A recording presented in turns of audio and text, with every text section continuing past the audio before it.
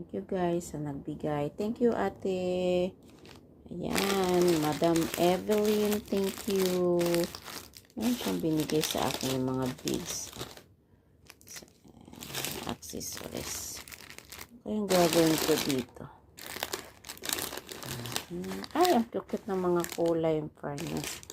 I really love all these colors. Paganda naman ng mga kulay. Diba? Cute ng mga kulay. Oh, nako. Ate, ang ganda.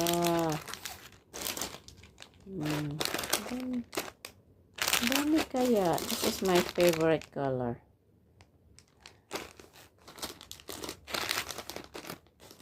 Ito naman red. Yellow.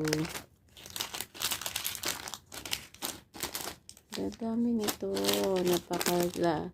Napakalaki ko naman at binigay mo sa akin.